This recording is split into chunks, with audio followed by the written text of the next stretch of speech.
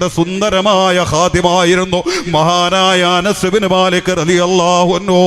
അതുകൊണ്ടാണ് മുത്ത് റസൂലുള്ളാഹി വഫാത്തായി കഴിഞ്ഞപ്പോ മഹദിയായ ഫാത്തിമ ബീബി റളിയല്ലാഹു അൻഹാ മുത്ത് റസൂലുള്ളാഹിയുടെ പരിപാലന കർമ്മങ്ങളൊക്കെ കഴിഞ്ഞതിന് ശേഷം അനസ് ഇബ്നു മാലിക് തങ്ങളെ വിളിക്കുന്നു.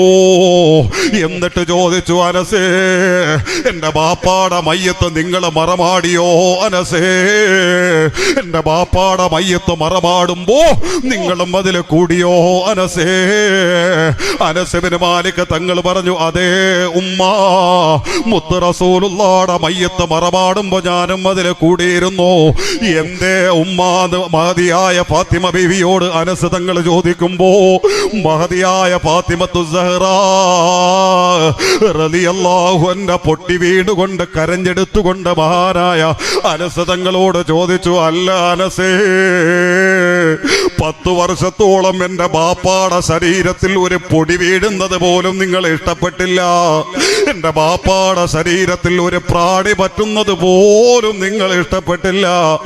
എന്റെ ബാപ്പ ഉറങ്ങുമ്പോ പോലും ഉറങ്ങാതെ കാവലിരുന്നവരാ നിങ്ങൾ. അങ്ങനെയാണ് എന്റെ ബാപ്പാടെ തിരുശരീരത്തെ നിങ്ങൾ കൊണ്ടു നടന്നതെങ്കിൽ ആ പൊന്നു ബാപ്പാടെ മയ്യത്ത് റൗള ശരീഫിന്റെ ഉള്ളിലേക്ക് വെച്ച് കഴിഞ്ഞപ്പോ ആ ശരീരത്തിന്റെ മുകളിലേക്ക് പിടിമണ്ണ് വാരിയിടാൻ നിങ്ങൾക്ക് എങ്ങനെ കഴിഞ്ഞു അനസേ? എന്റെ മുത്തുവാപ്പാടെ ശരീരത്തിന്റെ മുകളിലേക്ക് മണ്ണ് വാരിയിട്ടപ്പോ നിങ്ങൾ വിറച്ചു പോയില്ലേ അനസേ? നിങ്ങളെ കൈകൾ ഇടർന്നു പോയില്ല അനസേ? നിങ്ങൾ തേങ്ങിപ്പോയില്ല അനസേ? നിങ്ങൾക്ക് എങ്ങനെ കഴിഞ്ഞു അനസേ?